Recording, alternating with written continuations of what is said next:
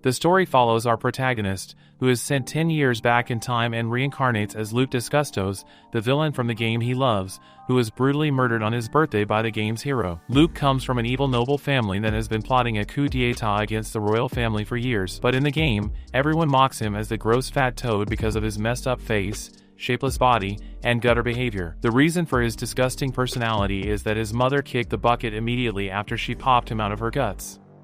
So growing up, nobody in his family cared about his existence, and as a result of that neglect, Luke committed horrible deeds just to earn his family's recognition. But instead of being praised by his wicked family, he ended up being used as a sacrificial pawn by his father, the tyrannical Duke Disgustos. Now reborn, Luke decides he no longer wants to be overweight and wants to change his bleak future. All he wants in this new life is to live in peace and happiness, and that is when he remembers that the original Luke in the game supposedly had a talent for magic. So the protagonist decides to test it out by placing his hand on his chest to heal the intense pain he has been feeling for some days. When he utters the word heal, a sudden bright light overwhelms him, and he notices that the chest pain has vanished. The following morning, Luke heads to the living room and starts thinking of a way to improve his magic, knowing full well that his wicked father will never allow him to get a tutor.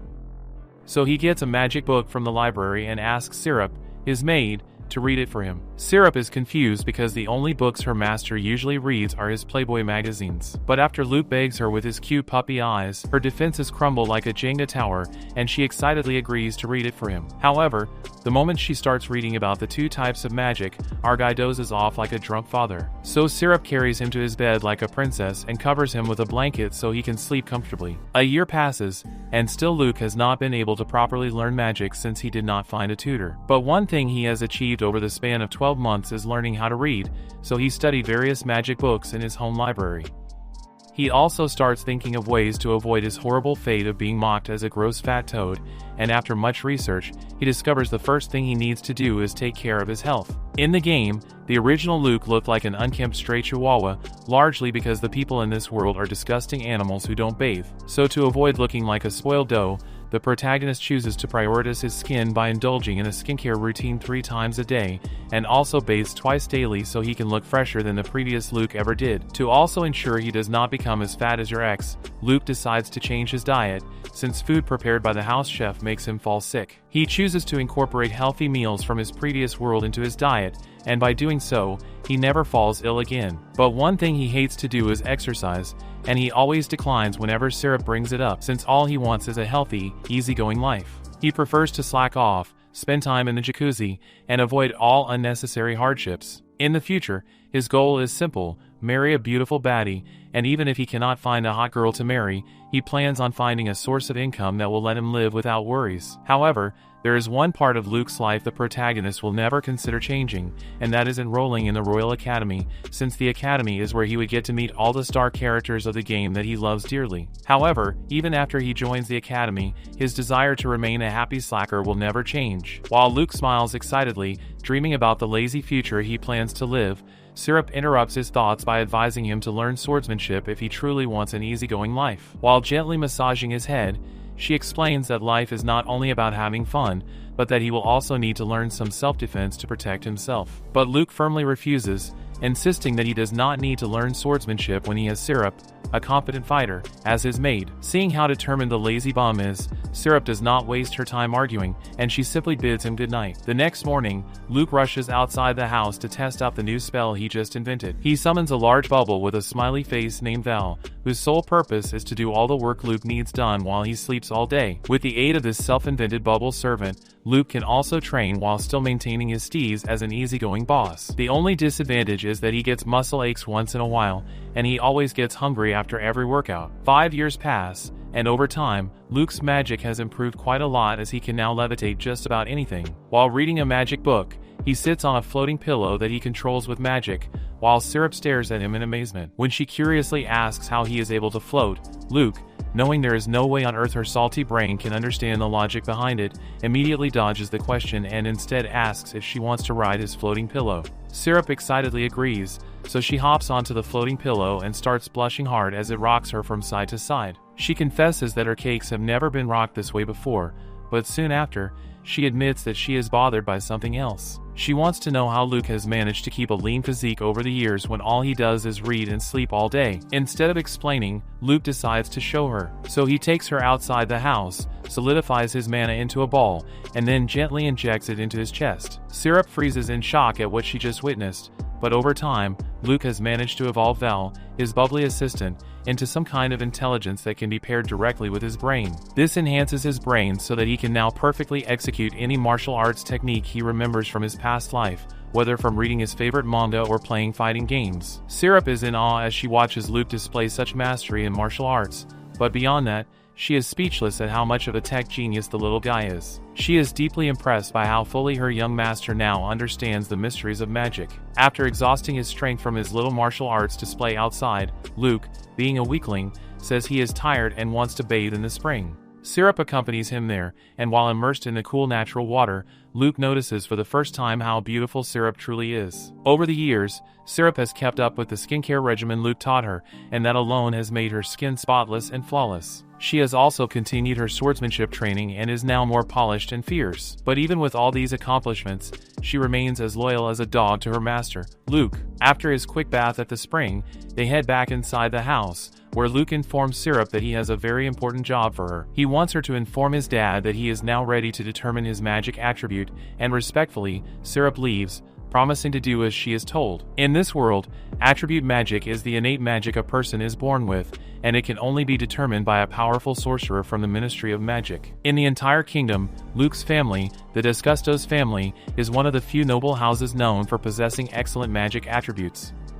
His stepmother possesses the attribute of rock, his older sister has seduction, his older brother has iron, and his wicked father wields sand. Thinking about all this, Luke silently wonders what his own magic attribute will be and grows eager to find out. The very next day, someone suddenly barges into the house and is caught off guard upon seeing a flying cushion with someone sitting on it. The guy, with a low cut and glasses, comments on how beautiful the girl riding the cushion is. Luke, shocked by the remark, wonders who the stupid-looking nerd is calling a girl. Just then, Syrup walks in and introduces the four-eyed man as Malsa, the chief of the Ministry of Magic's Attribute Bureau. Malsa is there to determine Luke's magic attribute, so Luke drops from his levitating cushion to introduce himself like a proper gentleman, and they shake hands. Without wasting another minute, Malsa gets straight to business to determine Luke's magic attributes. After magically waving his wand like some low-budget Harry Potter, Malsa shockingly reveals that Luke's attributes are sleep and sloth. Luke freezes in shock at the news, but Malsa offers a brief explanation. He explains that among attribute magic, there are certain unique ones known as rare magic, and Luke's revealed attributes fall into that category. Malsa adds that the only way to improve these rare attributes is through research and mastery. Luke thanks him for the explanation, and before Malsa leaves, he asks Syrup to offer him a cup of tea. After gulping the tea down, Malsa thanks Luke for his generosity and then curiously asks what type of spell Luke used to levitate the cushion. With a proud smile spread across his face, Luke instead decides to show Malsa his bubbly assistant, Val, and what it can do instead of explaining it. Later that evening, before Malsa leaves, Luke politely asks him to be his magic tutor. Malsa is caught off guard by the request because he never expected someone as skilled in magic as Luke to need a tutor. When he asks Luke what he hopes to learn from him, Luke replies that all he wants is for Malsa to answer his letters containing questions about the parts of magic he does not understand.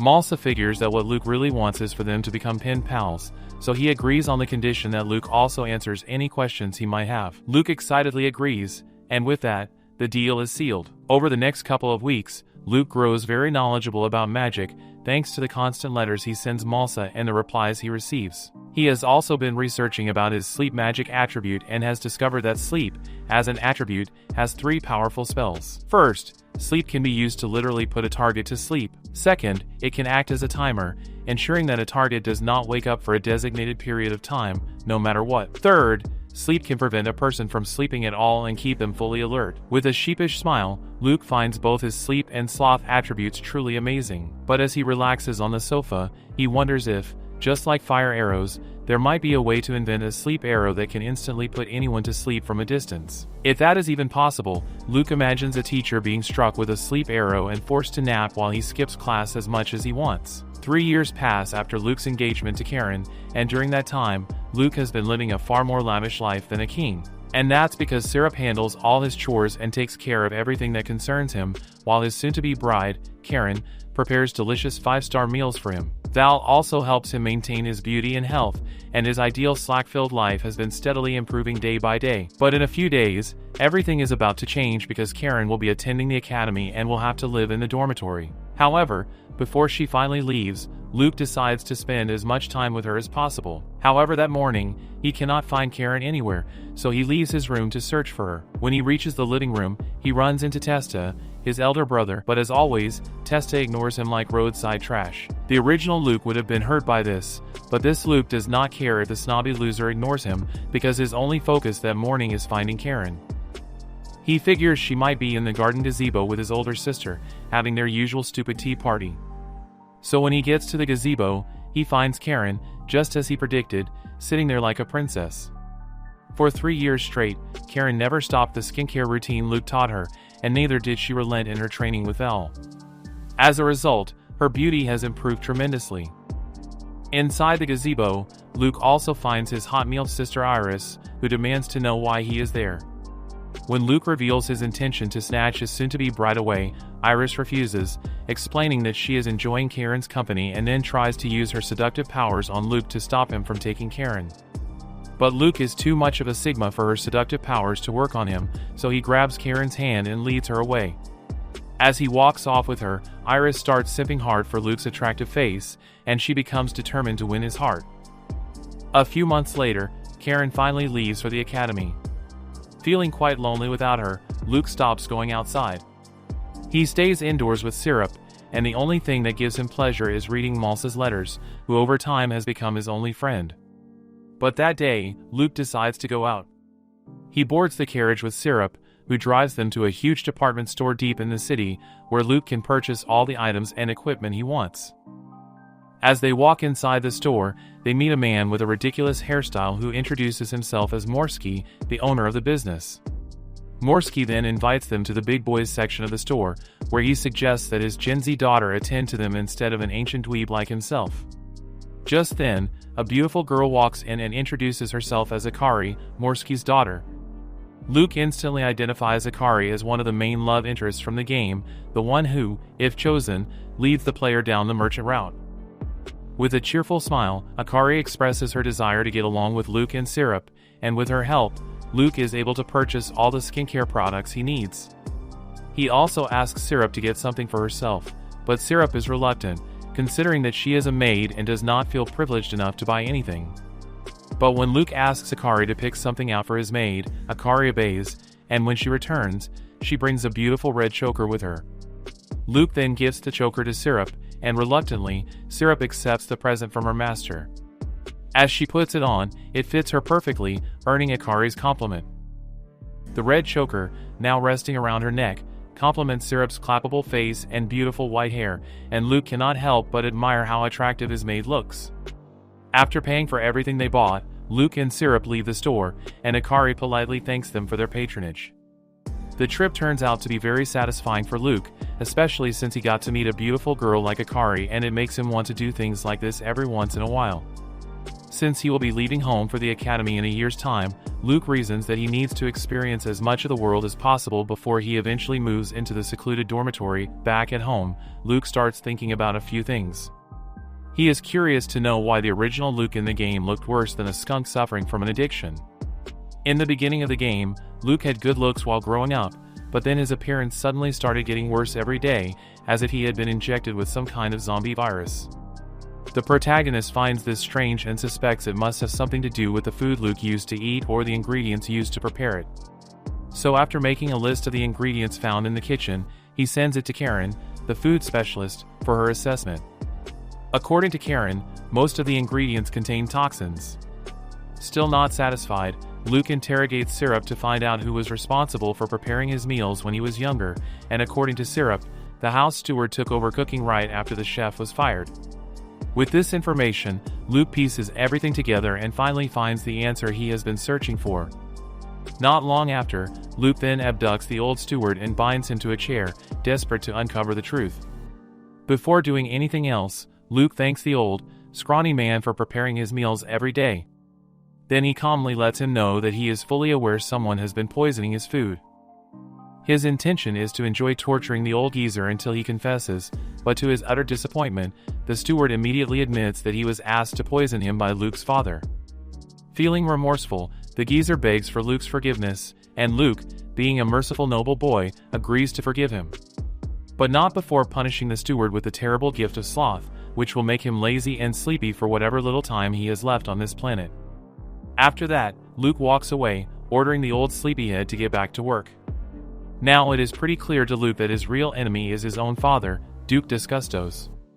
To solve this family problem, Luke plans on incapacitating his father, but before he can reach his vicious father, he has to get rid of his father's pawns, which are his siblings. When he gets to the living room, Luke runs into Syrup and decides to have a casual conversation with her. He wants to know if she will be happy when he finally leaves for the academy, and Syrup admits that she has already prepared her mind for his departure. But then, as Luke gently touches her face, she confesses that she will always remain by his side. While she speaks, however, Luke's mind is somewhere else. He is thinking about the game and how he plans to help the protagonist from the shadows resolve the ongoing war between the royals and the nobles.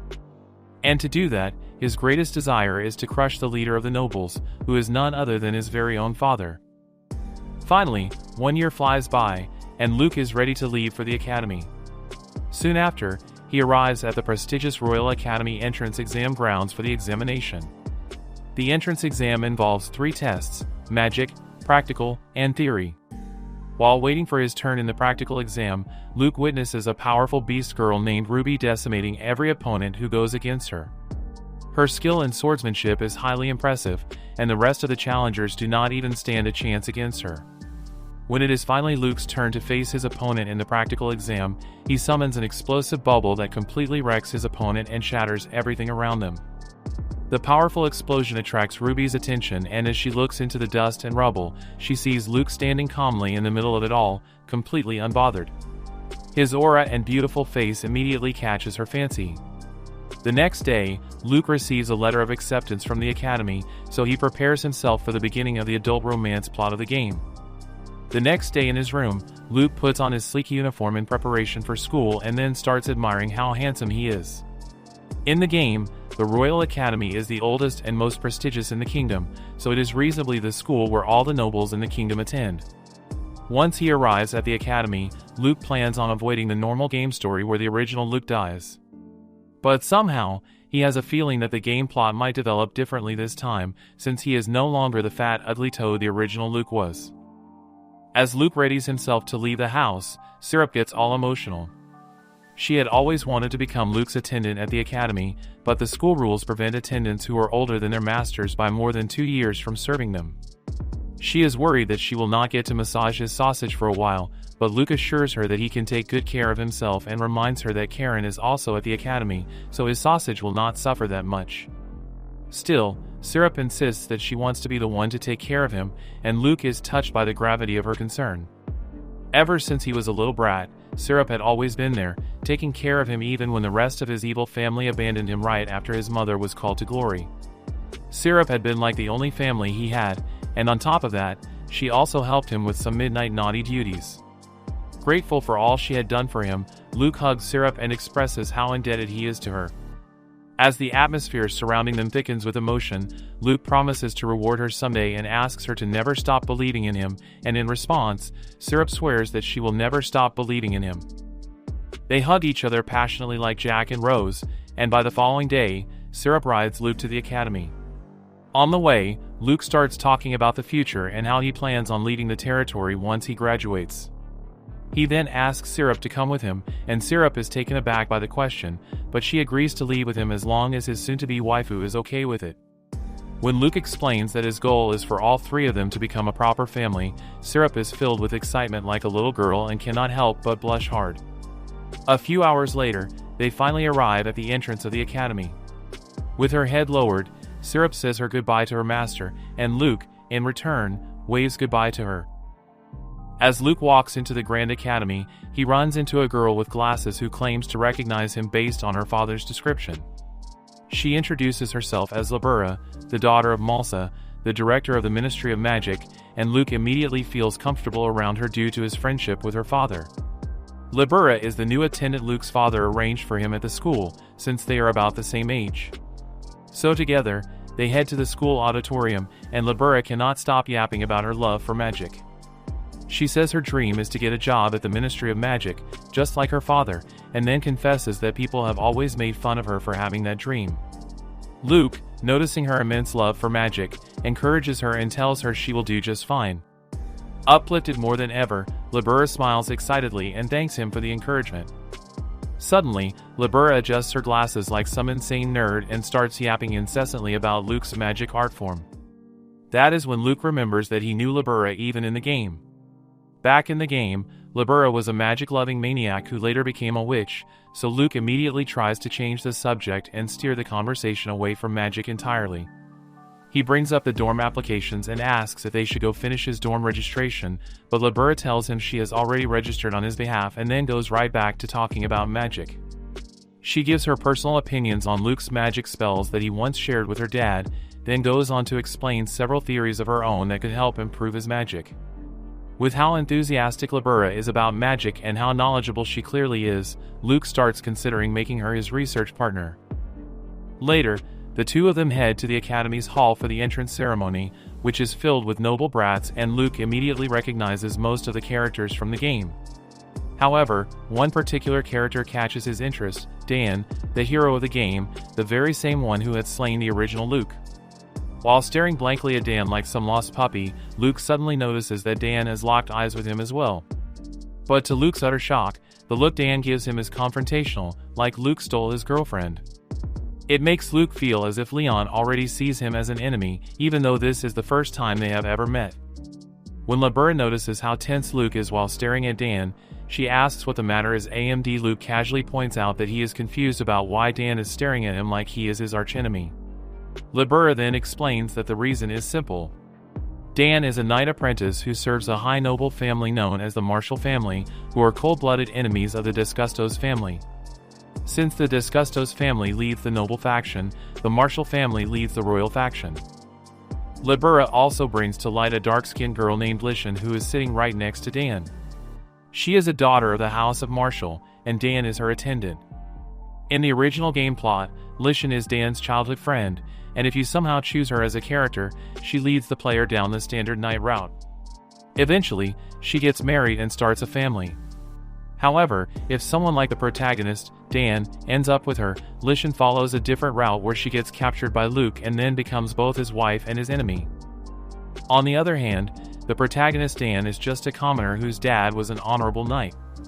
Wanting to follow in his father's footsteps, Dan chose to become a knight as well and has been training since he was very young. As a knight serving the House of Marshall, Dan's ultimate enemies are the Disgustos family, and Luke figures that this only means Dan will probably come after him now they're both in the academy. Just then, the entrance ceremony begins with an opening speech by the Princess of the Kingdom, Irina. As she addresses the freshmen, her speech drags on for hours, and Luke soon grows bored. So he summons his fluffy, levitating cushion and decides to take a quick nap. Before he does, he tells Libera to wake him up once the Chatterbox Princess is done with her boring TED Talk. A few hours later, Libera wakes Luke up and informs him that the entrance ceremony is over and everyone else has already left the hall except them. Libera then becomes fascinated with Luke's levitating pillow and mentions how much she had heard about it from her dad, Malsa. Luke promises to let her ride the pillow whenever they get some spare time, which makes Libera smile in excitement. However, her excitement quickly turns into frustration when she realizes she won't get to ride it for the next couple of hours because they have an orientation class coming up next. Luke then suggests that they hurry to class, but as he grabs Libera by the hand, she immediately goes fire truck red and starts blushing hard. As they head to the orientation class while holding hands, they run into Lishan and Dan, who are also on their way there. But the moment Lishan locks eyes with Luke, she insults him, calling him a coward, then proudly walks away. Libera instantly loses it at the disrespect and is about to throw hands, but Luke calmly stops her, asking her not to stress over it. When Libera angrily asks if he isn't mad at the disrespect, Luke replies that he isn't. He explains that he sees no point in wasting his energy on things like that. He says he would rather waste that energy talking with her about stupid things instead, and that single line is enough to make Libera's heart melt like a popsicle. They finally arrive at the orientation class shortly afterward, only to find that everyone is already seated. As Luke and Libera take their seats, the teacher walks in to commence the class and introduces himself as Glorin. At the same time, the assistant teacher, a hot elf, walks in and introduces herself as Silas. As the day's lecture begins, Glorin informs every student about the magic watches on their wrists.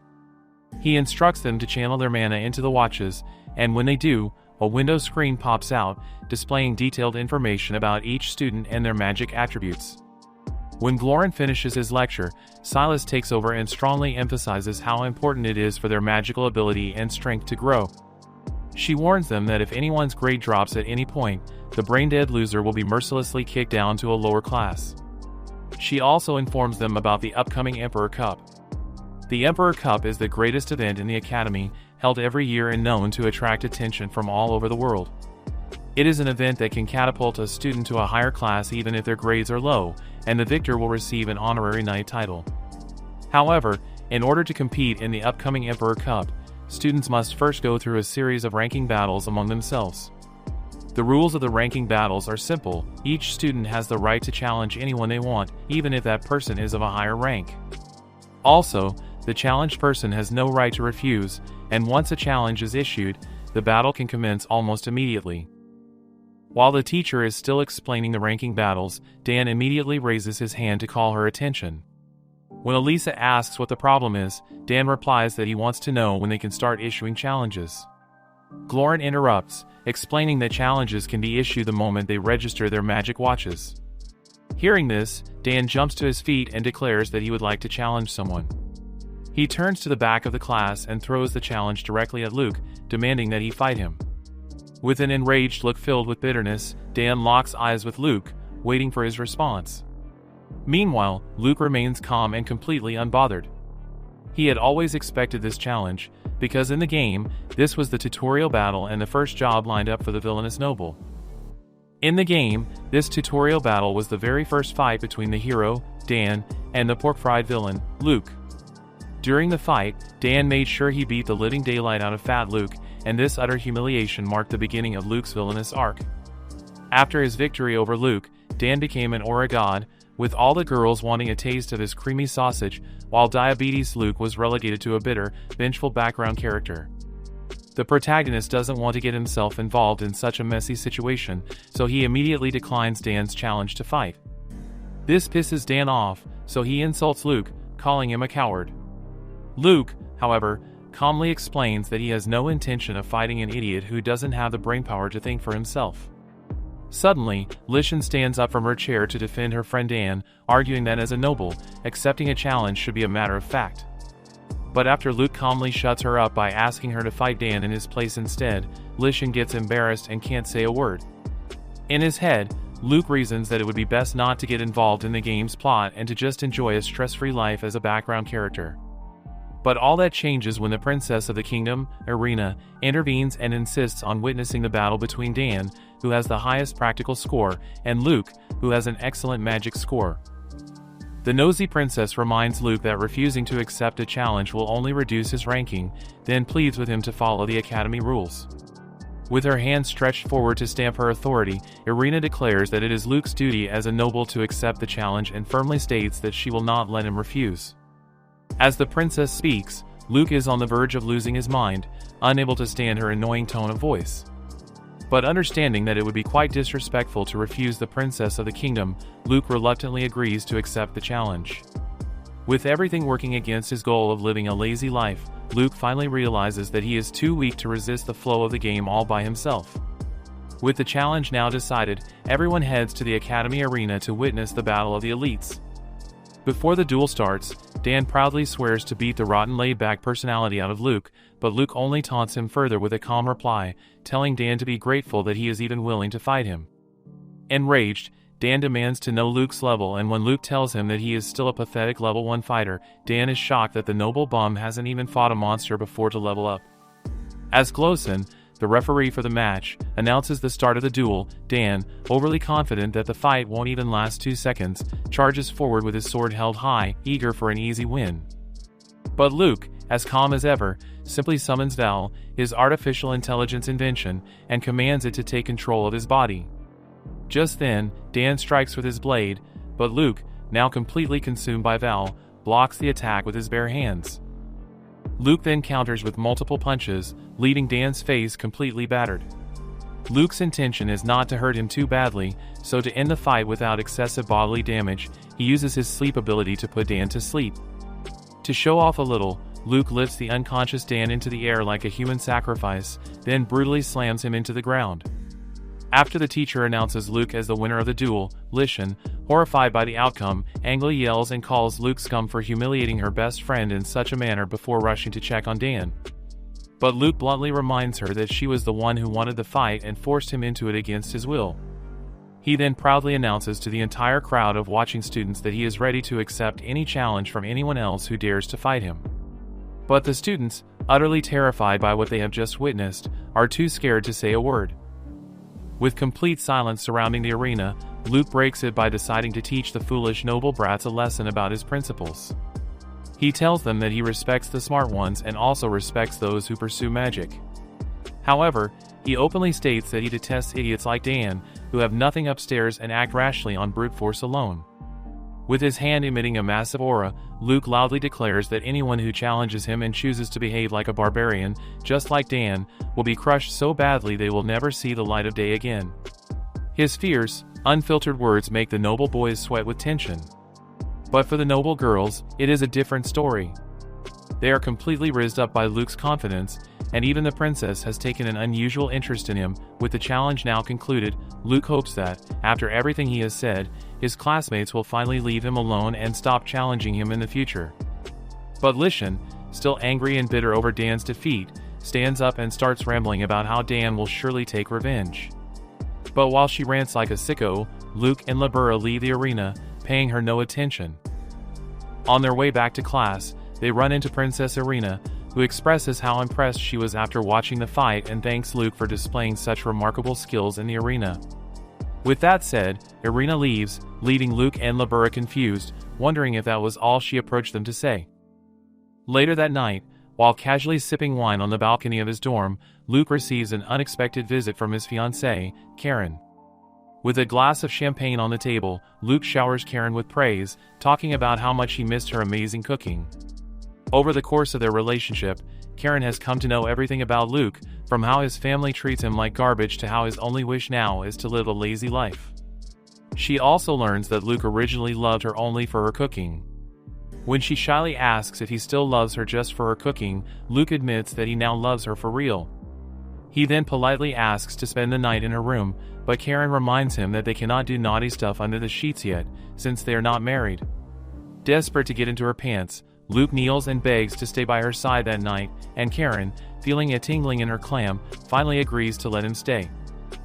Very early the next morning, Dan goes for his usual run around the dormitory when he suddenly spots Luke and wonders what the heck he is doing up so early. He suspects Luke must be up to some devious scheme, but as he moves closer to investigate, he is left completely speechless by what he sees. Luke is exuding a powerful aura, training in martial arts using an unknown style that makes it look like he is breaking into some Michael Jackson moves. Meanwhile, Luke is actually unconscious and possessed by Val, but to Dan, it looks like he is watching a seasoned martial artist train. At this point, it becomes clear to Dan that Luke had only been acting like a carefree, spoiled noble when, in reality, he is a hard worker. Dan has always been a hard worker himself as well. He had trained every single day so he could become an awesome knight, just like his father. But after watching Luke train, Dan finally realizes that there was no way he could have defeated him in their duel. Instead of discouraging him, this only fuels Dan's determination to train even harder so that one day he can beat Luke or even surpass him. Later that day in the cafeteria, Luke notices that the other students are acting awkwardly around him after his duel with Dan. Some groups of students belonging to the royal faction begin treating him with disgust and contempt. Meanwhile, among the noble faction, Luke is now seen as something of a god, earning their respect and admiration. When Luke finally arrives in class, he notices that Lishan cannot even bring herself to look at him after what he did to her friend. Luke, however, does not care. His focus is on studying in peace, and he hopes not to be disturbed by anyone again. After the lecture that day, Libera suggests they go to a private room to chat about magic and get some practice in. She leads Luke to a massive hall, where they spend the rest of the day discussing Libera's favorite topic, magic, and how Luke can improve his spells. Several weeks later, the teacher announces that for extracurricular activities, they will all be going for dungeon practice. While the rest of the students are hyped about this, Luke is frustrated since it means more work, more stress. For the dungeon practice, the students are split into several teams.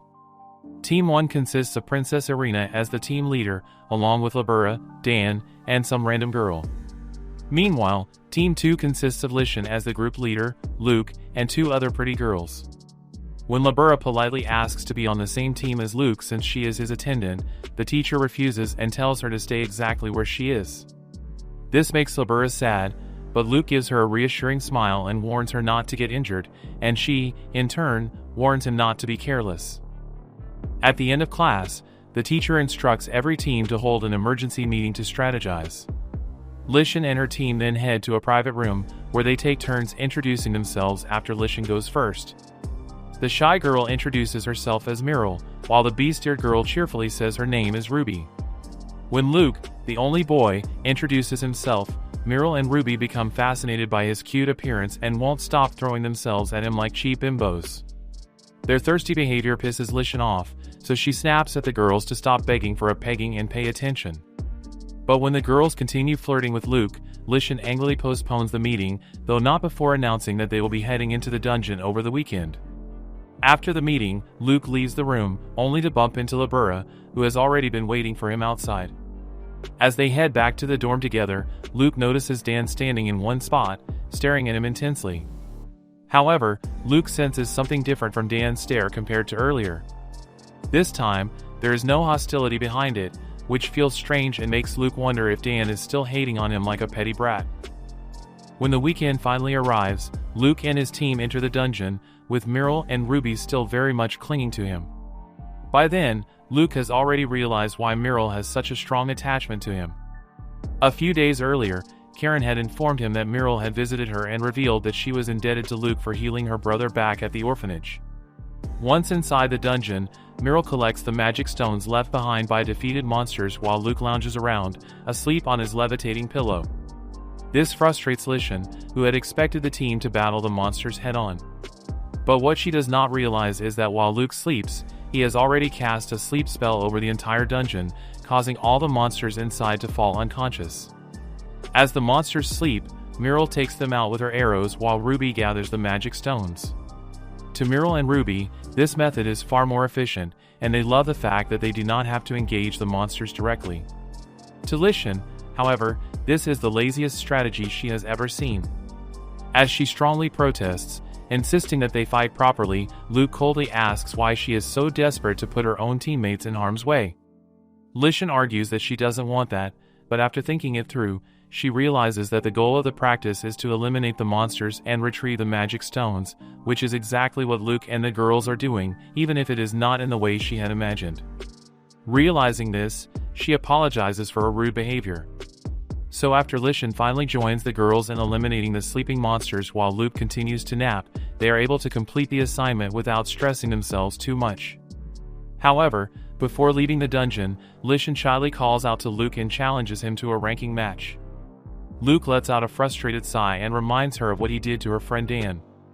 Before he can properly decline, Ruby, desperate to prove herself to Luke, eagerly jumps in and declares that she will fight in Luke's place. She directly challenges Lishan to a duel, and with no real choice left, Lishan accepts Ruby's challenge. Who will win the fight between Ruby and Lishan? Comment Lazy Aristocrat if you enjoyed the story. Smash the like button, and don't forget to subscribe to the channel for more content like this. As always, thanks for watching.